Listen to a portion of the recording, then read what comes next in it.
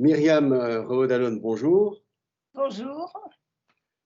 Très heureux de vous recevoir, de vous avoir dans cette nouvelle émission Hétérotopie, une émission proposée par le service culturel de l'ambassade de France au Mexique, en ces temps pour le moins incertains, particuliers, de pandémie et de confinement. Et aujourd'hui, 11 mai, vous êtes en période de déconfinement à Paris, puisqu'on vous a en direct de Paris et nous depuis la ville de Mexico. Absolument.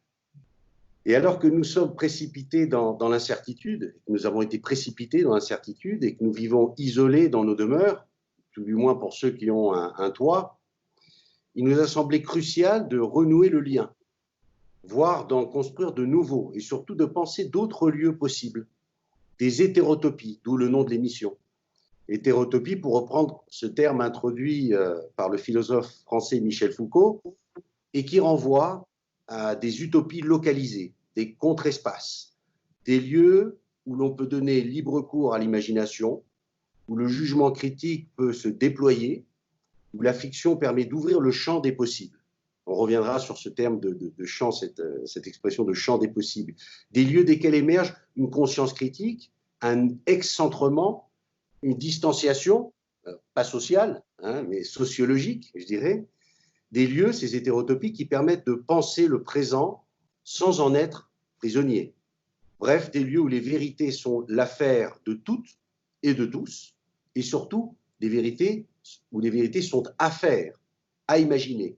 Un lieu donc qui a une ambition fondamentalement démocratique, réflexive, critique, on reviendra sur l'usage de tous ces termes, libératrice même, je dirais, et qui consiste à penser la pluralité des possibles, à produire des effets de réel, comme vous le dites si bien dans l'un de vos ouvrages, sur lequel on reviendra. Et nous sommes d'autant plus heureux de vous recevoir et de vous avoir pour échanger dans cette première émission Hétérotopie autour de votre dernier ouvrage, La faiblesse du vrai, que cet ouvrage, tant dans son ambition interprétative que par sa thématique et son approche, son angle d'attaque, s'accorde parfaitement d'une part à l'objectif de notre émission et d'autre part au moment historique que nous sommes en train de vivre et d'expérimenter. Je dis cela car cet ouvrage, La faiblesse du vrai, mais finalement l'ensemble de votre œuvre, renvoie à une réflexion sur la politique, c'est-à-dire sur la construction de ce socle commun qui nous fait et qui nous permet de vivre ensemble. J'avance cela aussi, cette heureuse coïncidence entre cette première livraison d'Hétérotopie et cette invitation que nous avons faite, j'avance cela aussi parce que vos travaux philosophiques se caractérisent par une volonté de toujours mener de concert, ou plutôt d'articuler la réflexion théorique d'un côté, c'est-à-dire l'usage des concepts, leur généalogie, leur histoire, à une interprétation du présent. Vous êtes une philosophe qui nous aide à utiliser, à forger les concepts pour donner sens au présent que nous vivons, afin de penser le réel, mais aussi, et on y reviendra plus avant, à penser le vraisemblable, le possible. Bref, vos livres sont en quelque sorte des hétérotopies, des utopies localisées en eux-mêmes.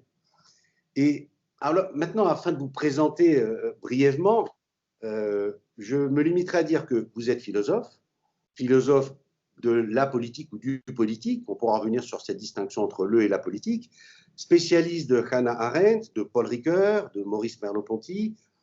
Vous êtes professeur émérite des universités de l'École pratique des hautes études à Paris et chercheuse associée au CEVIPOF, le Centre de recherche politique de Sciences Po. En plus d'une œuvre conséquente, qui comporte déjà une vingtaine d'ouvrages et de directions d'ouvrages, vous avez dirigé la collection de philosophie pour enfants Chouette Pensée, aux éditions Gallimard Jeunesse. Et cette préoccupation, et c'est pour ça que je parle de la direction de cette collection, cette préoccupation pour la divulgation et pour l'éducation des plus jeunes ne s'est pas infléchie, pas démentie au cours des années, puisque vous venez de publier récemment, aux éditions du Seuil, La politique expliquée à nos enfants. Bref, vous êtes une philosophe à la fois reconnue pour votre apport théorique, pour votre enseignement, mais aussi pour votre implication dans la vie de la cité. Votre travail théorique, finalement, ne prend sens et ne s'entend qu'en articulation avec votre apport à la divulgation de la culture scientifique. Nos services culturels, et je terminerai là-dessus, ont d'ailleurs déjà eu l'occasion de vous recevoir. Une première invitation, c'est là que nous nous sommes connus, à la Nuit de la philosophie à Buenos Aires en 2019, et tout récemment, pour la Nuit des idées dans la ville de Mexico, le 30 janvier 2020, c'est-à-dire il y a 3 mois, sur la thématique, et on pourrait dire en espagnol, vaya ironía, quelle ironie, sur la thématique de l'être vivant. Alors qu'à cette époque, le 30 janvier, le Covid-19 entamait déjà, invisible, son travail de sape. Votre intérêt et interrogation relative aux affaires communes, qui concernent l'ensemble des citoyens, traversent l'ensemble de votre œuvre. Mais je désirais aujourd'hui échanger avec vous sur votre dernier ouvrage, La faiblesse du vrai, que j'ai ici, que j'ai lu et relu, publié aux éditions du Seuil. Donc, La faiblesse du vrai, j'aimerais échanger avec vous sur ce livre, qui, comment dirais-je, tombe juste, il tombe fort à propos, car il pose non seulement la question de la relation entre mensonge et politique, et s'interroge donc sur les notions de vérité, de vraisemblable, de fiction, et leur rôle dans la construction du commun ou du vivre ensemble, mais s'interroge surtout sur ce que l'on nomme aujourd'hui la post-vérité. Une post-vérité proclamée, comme vous le dites dans votre livre, mot de l'année en 2016 par le dictionnaire de Oxford, et qui se décline sous les aspects des fake news, tout le monde connaît le terme, qu'on pourrait traduire par nouvelles fictives, des alternative facts, des faits alternatifs, tout en ayant bien souvent, et c'est là que c'est aussi préoccupant, tout en ayant partie liée avec les théories du complot, les thèses complotistes. Bref, nous nous trouvons aujourd'hui, et je termine là cette longue introduction pour vous présenter aux internautes et pour introduire vos travaux, et pas simplement ce livre, puisqu'il y a une cohérence théorique, une approche cohérente depuis de nombreuses années. Donc, nous nous trouvons aujourd'hui à un moment de notre histoire commune et dans un contexte politique pour l'éclairage desquels votre regard et vos interprétations se révèlent plus qu'utiles. La structure, ce qu'on appelle la structure de la conjoncture, c'est-à-dire ce que l'événement que nous vivons révèle de profondément ancré dans nos sociétés et dans nos histoires, nécessite de se risquer, comme vous le dites, à l'interprétation de cette expérience partagée, car le tragique de l'histoire semble une fois encore pointer le bout de son nez. Et là-dessus, pour introduire un peu à cet ouvrage, et ma première question, donc je répète, cet ouvrage qui s'intitule La faiblesse du vrai, mais là je donne une précision, il a pour sous-titre une problématique, je dirais même la problématique autour de laquelle s'organise votre essai, ce que la post-vérité fait à notre monde commun. Donc dans ce livre, et c'est une bonne nouvelle, il va être prochainement traduit par les éditions et publié en espagnol par les éditions Acantilado, vous nous invitez à une réflexion sur les relations entre mensonge et politique, entre vérité et démocratie, entre exercice du jugement critique et construction d'un monde commun. L'analyse que vous développez dans la continuité de vos travaux antérieurs contribue à dissiper les confusions, c'est toujours votre préoccupation principale, à bien poser les problèmes, c'est le propre de la philosophie, liés à la politique, à nous interroger sur les conditions qui nous permettent finalement de vivre et d'agir ensemble. Et vous vous attaquez à ce problème de la politique et du vivre ensemble sous un angle nouveau, non pas à partir d'une interrogation sur la signification de la représentation, comme vous l'aviez fait dans votre livre antérieur, Le miroir et la scène, pas non plus en vous interrogeant sur la notion de crise, la crise sans fin, titre d'un autre de vos livres, qui caractériserait le moment historique que nous vivons, mais bien sous l'angle de la vérité, du rapport entre vérité et politique et surtout du danger que représente ce que l'on nomme depuis un certain nombre d'années la post-vérité, les fake news, les faits alternatifs. Bref, cette indifférence à la vérité de fait qui inquiétait déjà le philosophe américain Harry Frankfurt dans son livre au titre provocateur On Bullshit, que l'on pourrait traduire en français par sur le baratin, sur la tromperie ou sur le fictif. Ce fictif, ce fake ou ce phony, qui, il faut y prendre garde, n'a rien à voir avec la fiction ou l'imaginaire, vous nous rappelez ça, mais nous y reviendrons plus loin pour voir en quoi, selon vous, et Aristote aussi, la fiction joue un rôle crucial et positif dans la construction du réel politique et de l'élargissement du champ des possibles. Mais pour commencer, et puisque la vérité semble menacée, peut-être pourrions-nous entamer cet entretien par quelques précisions sur la notion même de vérité. car comme vous le soulignez de manière récurrente dans vos livres, nous utilisons bien souvent des notions sans véritablement nous interroger sur leur sens et leurs usages à travers l'histoire. Qu'est-ce donc que la vérité? Grande question. Hein, y en a-t-il de nature différente? Et qu'entendre, pour préciser un peu plus, par ce que Michel Foucault nommait un régime de vérité? Et surtout, comment ne pas entendre cet énoncé de Friedrich Nietzsche? Il n'y a pas de fait, il n'y a que des interprétations, que vous introduisez très tôt dans votre ouvrage, en introduction. Comment ne pas entendre cet énoncé de Nietzsche? Il n'y a pas de fait, il n'y a que des interprétations. Comment ne pas l'entendre comme un appel à la dissolution de la vérité, comme une espèce de tout se vaut, une invitation finalement à l'ultra-relativisme et un chemin, une brèche qui pourrait s'ouvrir pour les tenants de la post-vérité. Donc c'est une première question sur cette vérité. Quelle est-elle? Alors d'abord, merci beaucoup à la fois de votre excellente introduction et de votre invitation à dialoguer et à exposer un peu ces recherches.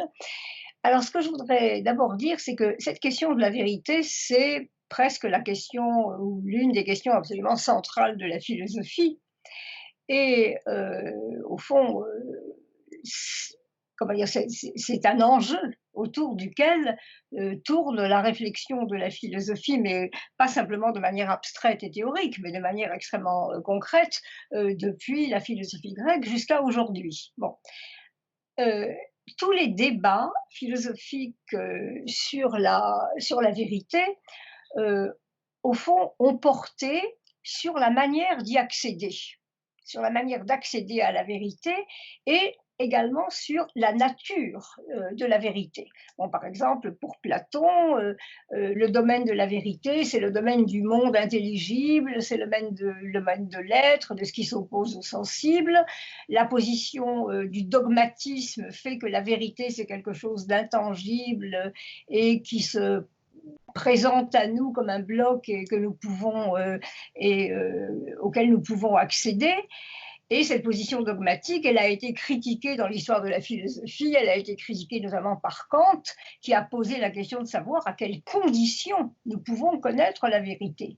Donc, le problème de la vérité est à la fois le problème ou un problème absolument central et une question autour de laquelle les philosophes débattent, c'est-à-dire quelque chose qui n'est pas figé, quelque chose qui n'est pas fixé. Et puisque vous avez fait référence à la phrase de Nietzsche, il n'y a pas de fait, il n'y a que les interprétations, on arrive à un certain moment dans l'histoire de la philosophie à ces penseurs qu'on appelle les philosophes du soupçon, que sont Marx, Nietzsche et Freud, qui se posent la question de savoir à quelles conditions on accède à la vérité et la question de savoir comment est-ce qu'on peut départager ce qu'on pense être la vérité, quitte à être dans l'illusion ou dans, au fond, le savoir absolument, comment dire, injustifié d'une vérité qui n'est pas une vérité, mais une mystification. On voit par exemple Freud qui critique la toute-puissance du sujet à accéder à sa vérité intérieure comme si l'inconscient n'existait pas, ou bien Marx qui critique la possibilité pour l'individu d'accéder à la vérité des rapports sociaux comme si l'idéologie n'existait pas. Et il en va de même pour Nietzsche. Quand il énonce cette formule, il n'y a pas de fait, il n'y a que des interprétations. Ce que veut dire Nietzsche, c'est que la vérité, elle est construite. La vérité, elle n'est pas donnée comme quelque chose d'un seul bloc, d'intangible, auquel on peut accéder comme si c'était quelque chose qui ne bougeait jamais. Mais la vérité, elle est l'objet d'une construction.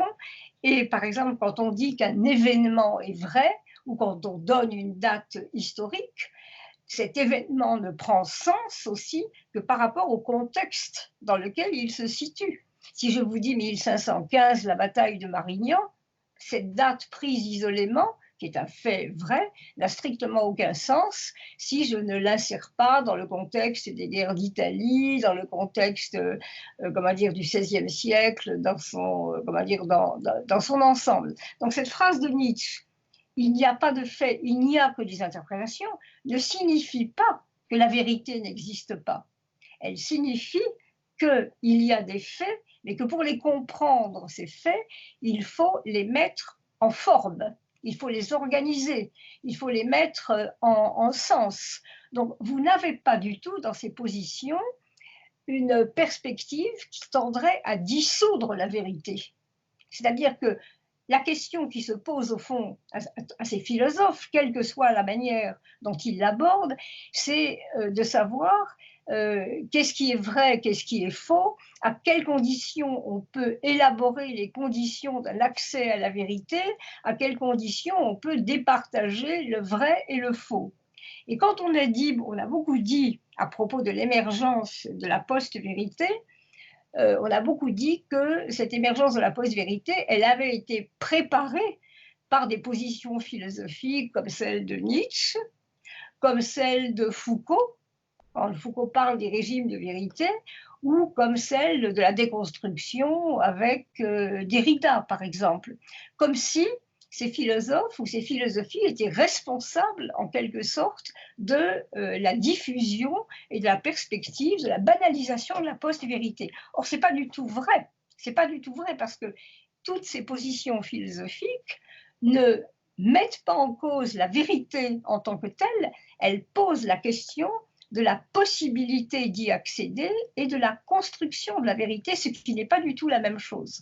Alors que ce à quoi nous assistons aujourd'hui avec la post-vérité, c'est à l'impossibilité d'un partage entre le vrai et le faux par une position qu'on pourrait caractériser comme une position d'indifférence à la vérité, ce qui n'est pas du tout la même chose. Très bien. Alors, précisément sur cette question de la post-vérité, vous dites post-vérité, attention, post, ce n'est pas une histoire uniquement chronologique, ce n'est pas quelque chose qui vient après, ça renvoie à un saut qualitatif. Hein, c'est-à-dire qu'on est vraiment dans un autre régime, dans une autre logique. Alors, comment vous nous expliquez ça, ce poste, à quoi est-ce que ça renvoie et quels sont les dangers que ça représente lorsque finalement la vérité même devient inopérante, devient caduque?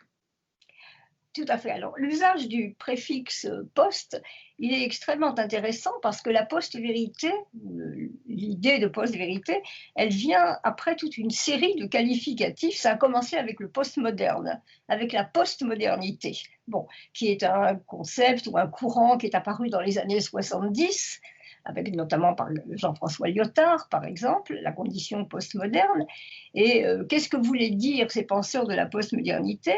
C'est que nous étions rentrés dans un moment historique et conceptuel qui était qualitativement différent de celui qui était apparu avec la modernité. Pourquoi? Parce que ce qui s'était complètement disloqué avec la postmodernité, avec, disons, le contemporain, c'était l'idée de progrès, c'était l'idée d'un progrès, d'une philosophie de l'histoire totalisante, d'une philosophie orientée vers un avenir figuré à l'avance, et disons une histoire entièrement investie par l'idée de progrès. Donc on avait à ce grand récit totalisant, on avait commencé à substituer ce que Lyotard appelait les petits récits, comment dire, au fond, la connaissance par les fragments. Bon, donc ça a été la première fois que le préfixe post, dans le langage un peu conceptuel, a pris au fond ce caractère de rupture qualitative, et qui n'a pas simplement désigné une succession chronologique. Hein, il n'a pas simplement désigné le moment qui vient après ce qui a précédé. Et ensuite, il y a eu toute une série au fond, de termes qui sont apparus. On a parlé de post, après la post-modernité, on a parlé de la post-politique, on a parlé de la post-démocratie, et chaque fois, on voulait signifier qu'il y avait une rupture qualitative qui faisait que nous n'étions plus, au fond, dans ce qu'on appelait traditionnellement la politique, que nous n'étions plus dans ce qu'on définissait classiquement comme un régime démocratique. Et donc, chaque fois, il y a eu... Alors, pourquoi est-ce qu'il y a eu cette rupture? C'est parce qu'effectivement, nous avons, à l'époque contemporaine, la perception très nette que nous sommes à une époque de fracture. bon, à une époque de fracture, et qu'un certain nombre, au fond, de concepts ou d'habitudes ou comment dire, même d'outils conceptuels qui étaient prédominants avec ce que j'appellerais la modernité triomphante, hein, avec la philosophie des Lumières, ne fonctionnent plus et ne nous permettent plus d'appréhender la réalité. Et le dernier en date, mais je dirais que la prolifération de ces préfixes post, elle est plutôt l'expression d'un malaise devant l'impossibilité de qualifier ce qui nous arrive. C'est-à-dire que, comme nous ne pouvons plus véritablement travailler avec les outils qui nous ont été légués par tous ces concepts classiques, on se demande s'il est encore en démocratie, on se demande si la politique telle qu'on la définit, ça existe encore, si ce n'est pas la fin de la politique, on se pose des questions, la question de savoir si on est encore dans la modernité ou bien après la modernité, et comme on ne sait pas très bien répondre, comme on n'a pas les outils qui nous permettraient au fond de répondre à cette question, on arrive à rendre au fond le sentiment de cette rupture qu'avec ce préfixe post.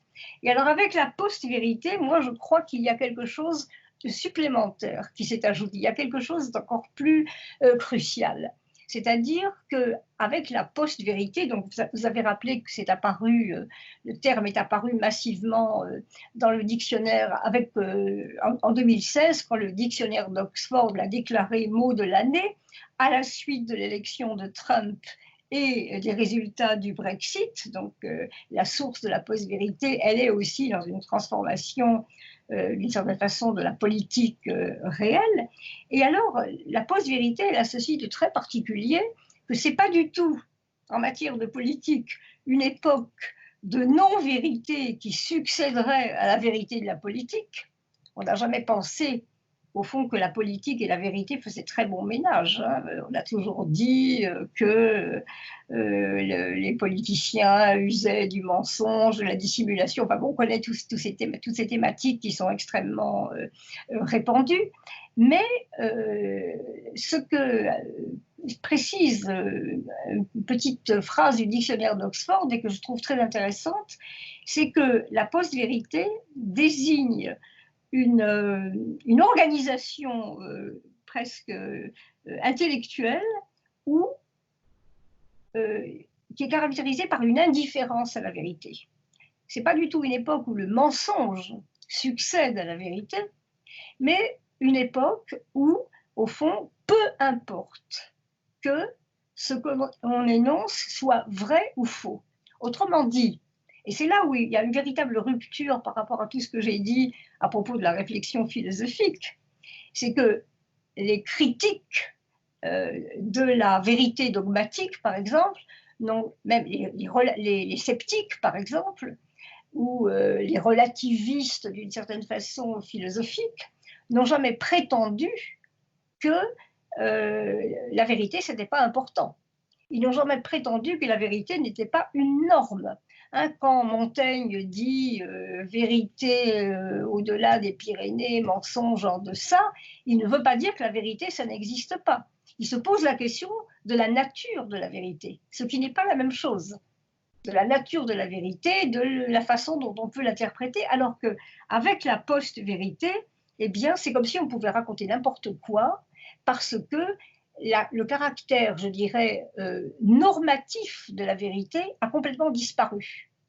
Et précisément là-dessus, puisque là maintenant on rentre vraiment dans le cœur du sujet, sur cette post-vérité finalement qui enverrait à une logique où tout se vaut, où peu importe si ce que l'on dit et ce que l'on fait correspond à une réalité de fait, ou à une vérité de fait, comme disait Hannah Arendt. J'aurais deux petites questions. Une première, c'est la différence que vous introduisez entre cette post-vérité, donc cette indifférence finalement à la vérité et au réel et aux vérités de fait, et la fiction. Parce qu'on pourrait très bien dire, bah, écoutez, il y a des gens qui vivent dans un univers fictionnel ou imaginaire, ils imaginent des possibles, les utopies par exemple, ça aussi c'est une négation, une manière de nier la réalité, et qui finalement n'est pas plus grave, et la même, hein, d'abord, que celle qui renvoie aux fake news ou à l'indifférence à la vérité. Donc cette première question, sur une distinction importante à opérer entre fictif et fiction. Et puis une deuxième question, puisque c'est aussi le cœur de votre livre, c'est que non seulement c'est grave, je dirais, d'un point de vue philosophique, ce renoncement finalement à la vérité, ou cette indifférence, mais ça l'est pour nos démocraties.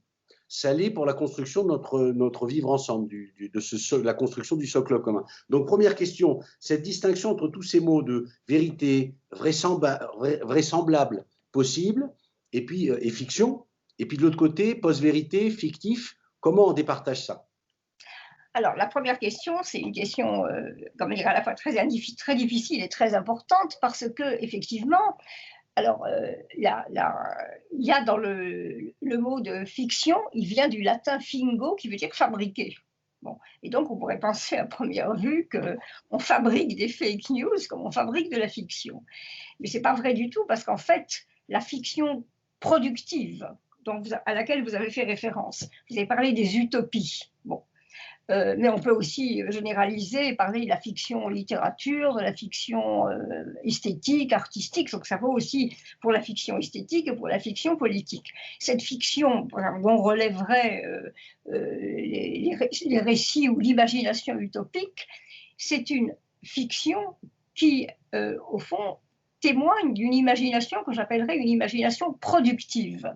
C'est-à-dire qu'au fond, on invente, vous l'avez dit à propos des hétérotopies, des lieux autres, mais non pas du tout, d'une certaine façon, pour se débarrasser du réel, mais pour y revenir une fois que le processus aura été enrichi par l'imagination, et essentiellement par l'imagination du fait qu'il peut exister d'autres mondes que le nôtre.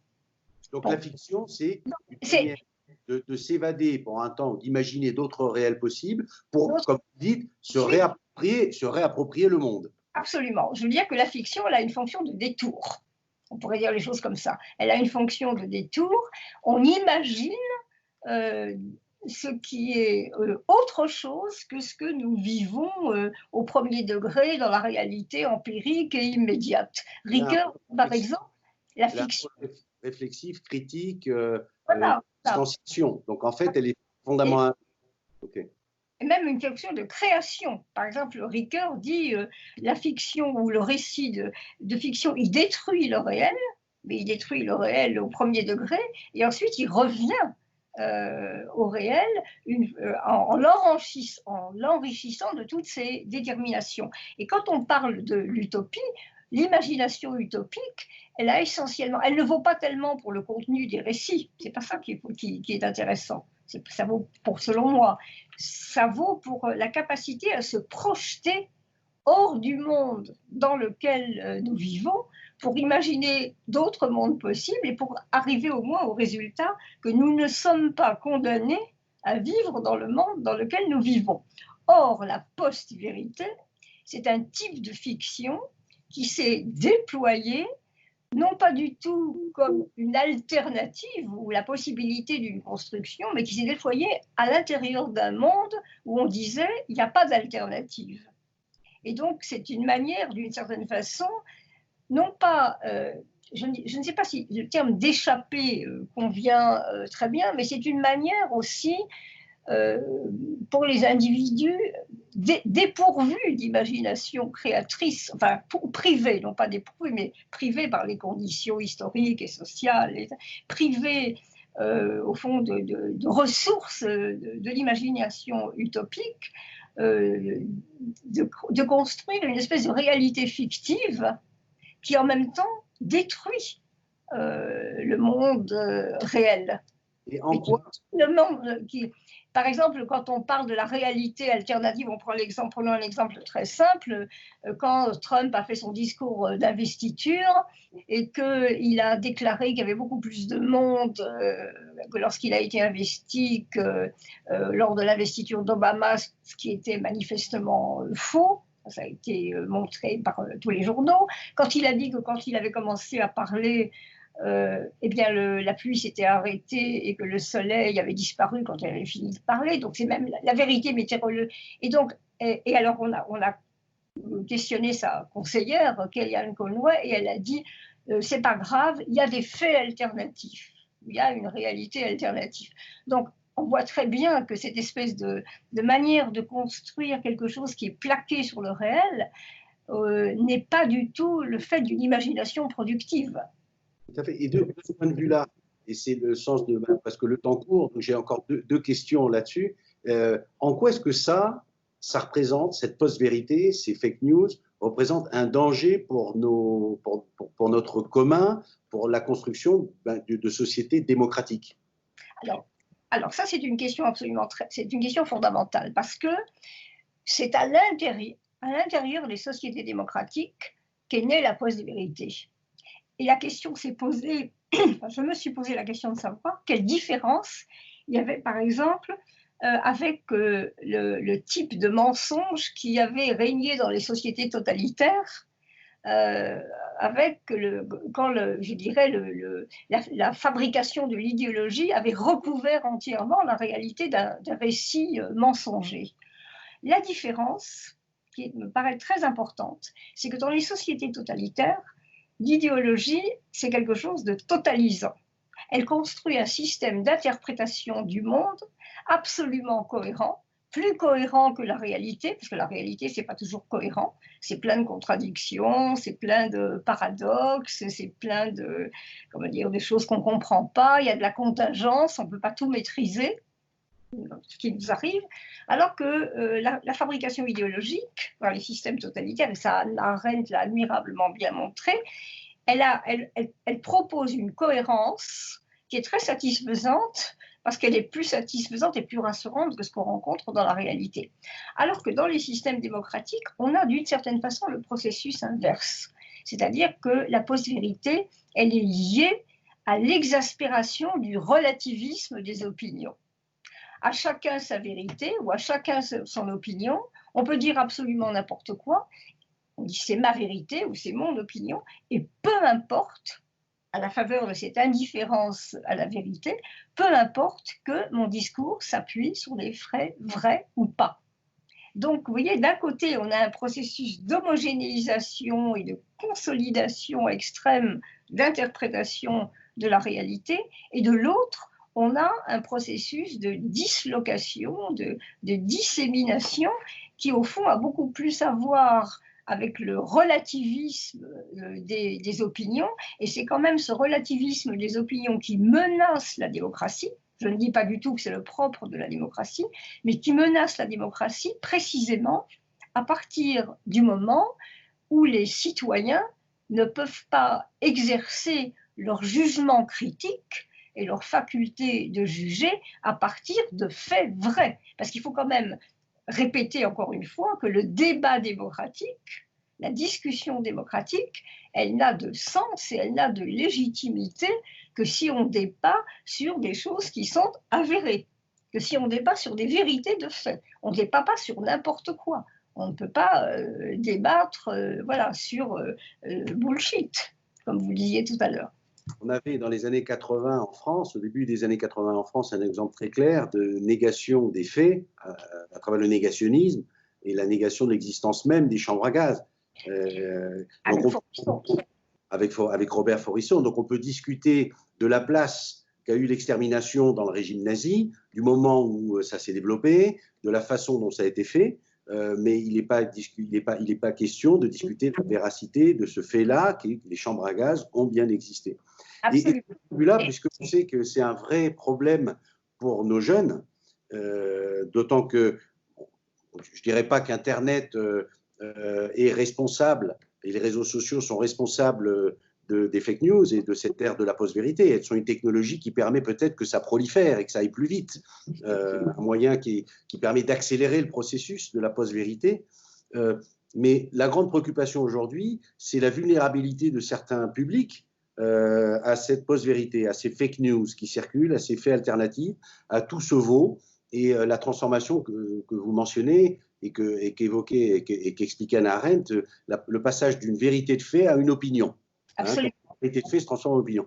Quelles sont les stratégies, les tactiques, les techniques même, les méthodes qu'on pourrait utiliser pour protéger nos jeunes, puisque vous vous intéressez énormément à ça, sur comment articuler notre discours sur des pratiques des jeunes, Comment vous voyez ça, vous? Comment on peut le faire très concrètement? Le ministère de l'Éducation essaie de le faire en permanence, de lutter contre ces fake news. On l'a vu au moment des attentats en France, d'ailleurs, hein, quand on disait que les frères Kouachi, finalement, ce n'est pas eux, qu'il y avait des choses bizarres dans les images. Comment lutter contre ça aujourd'hui?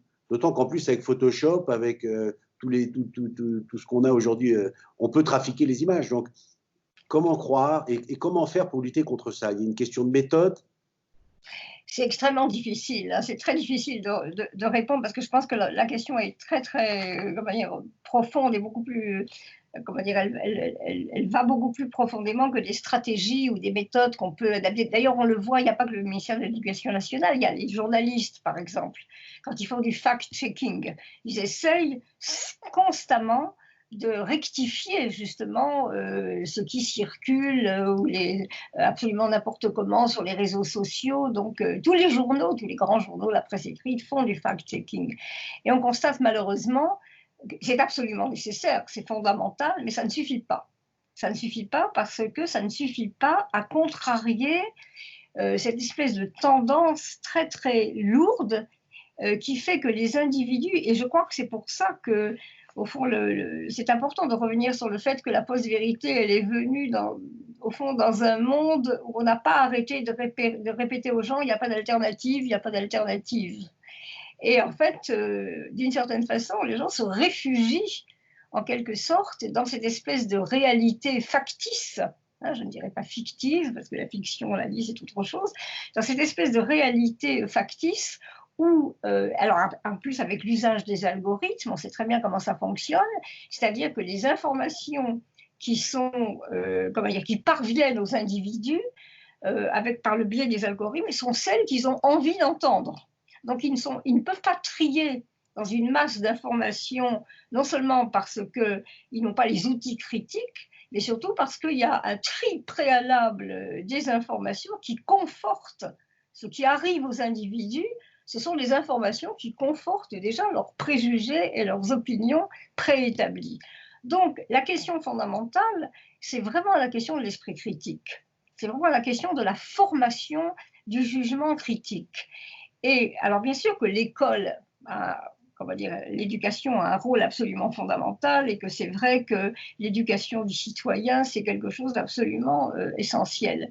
Mais je crois que si on ne fait pas le rapport entre, au fond, l'explosion de la post-vérité et ce type de société qui ne permet pas aux individus de déployer un imaginaire ou un autre imaginaire social et politique, on ne comprend pas véritablement la gravité du phénomène.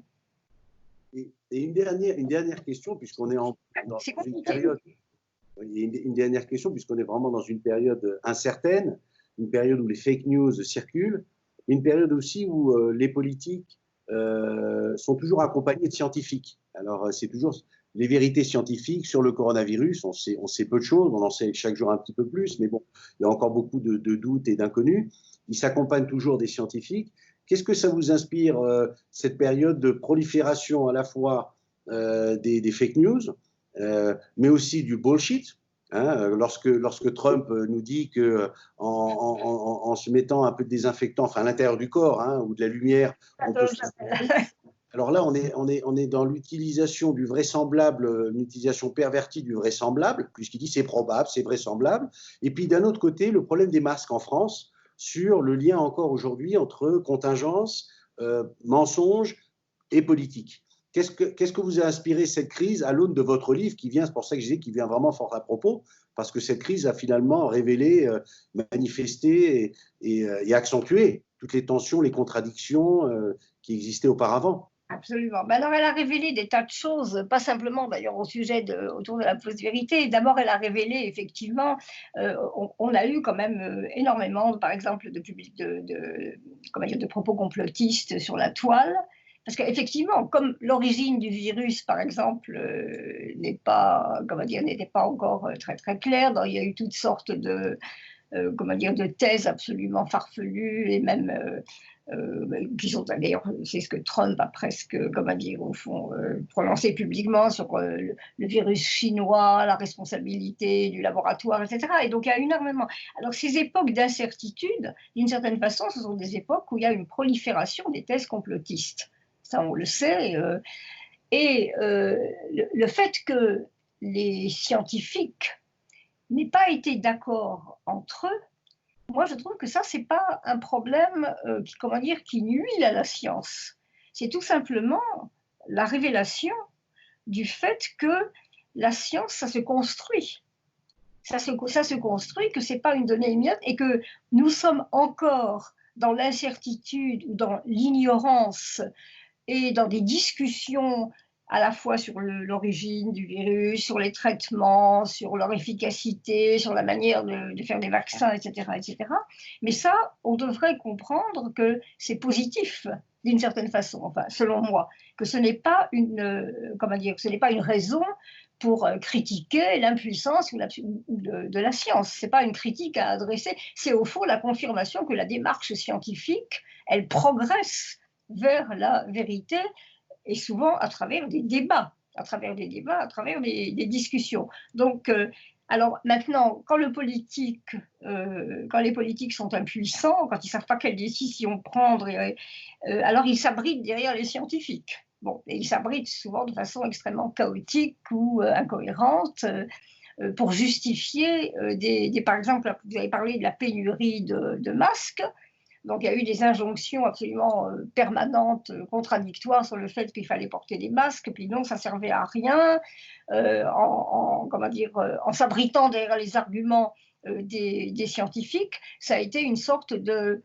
C'est là où on pourrait parler des régimes de vérité à la Foucault, c'est-à-dire que l'énoncé d'un certain nombre de vérités, entre guillemets, est un argument de légitimation du pouvoir à certains moments. Là, on peut dire que c'est pas, comment dire, au fond, c'est pas véritablement la question, c'est pas tellement la question du mensonge, c'est plutôt une manière, au fond, de s'abriter derrière la légitimité d'un savoir pour justifier une pratique de pouvoir. Et ce qui s'est passé, comment dire, bon, pendant une bonne partie de la pandémie, tout simplement pour justifier le fait qu'on avait, puisque la pénurie de masques, elle est liée à une politique de santé qui, évidemment, se développe depuis des décennies. Donc, ce n'est pas une pénurie de masques momentanée, c'est une pénurie qui est liée au fait que pour faire des économies, on a dit depuis déjà une vingtaine d'années que ce n'était pas la peine de faire des stocks. Voilà.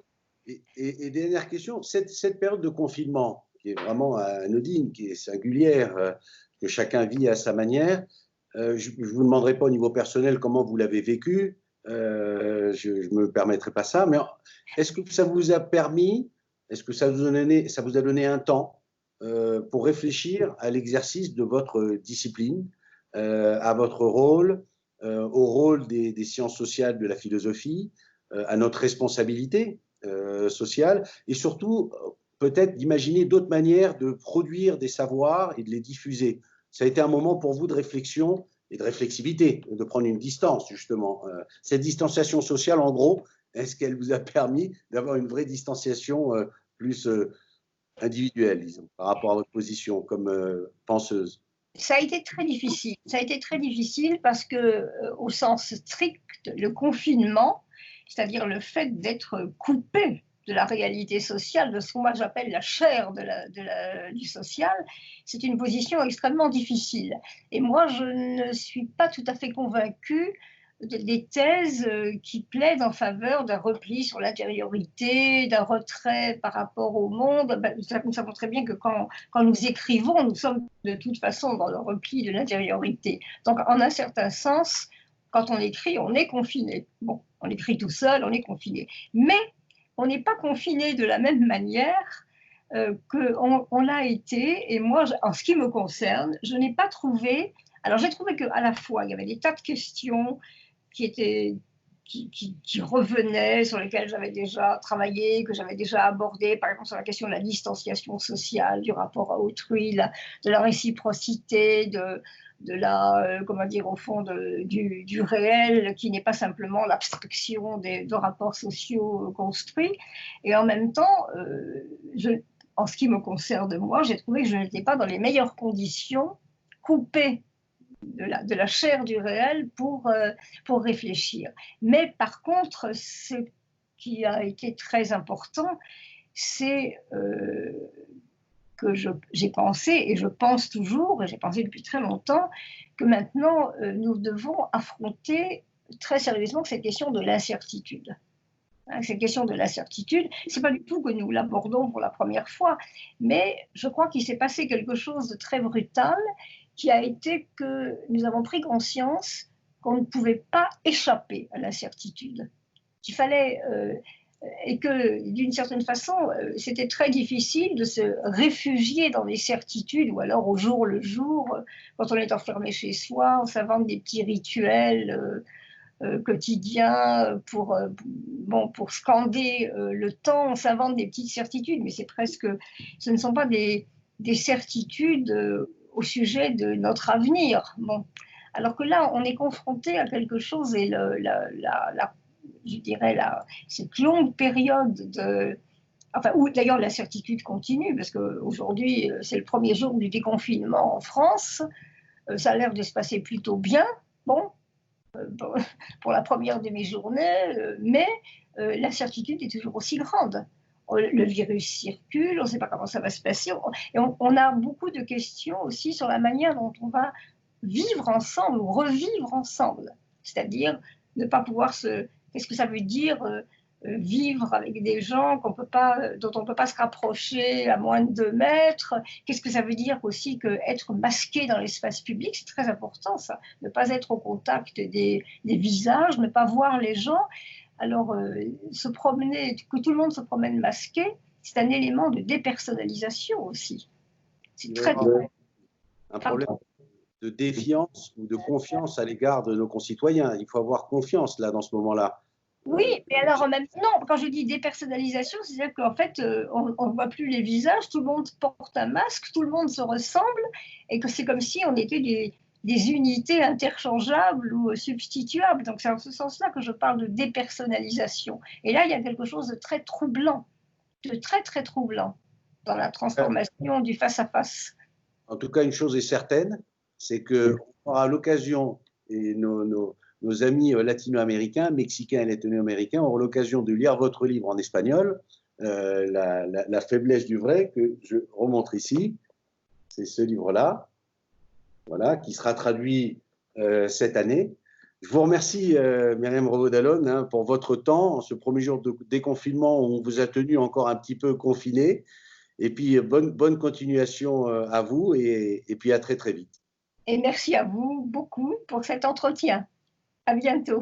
À bientôt, au revoir.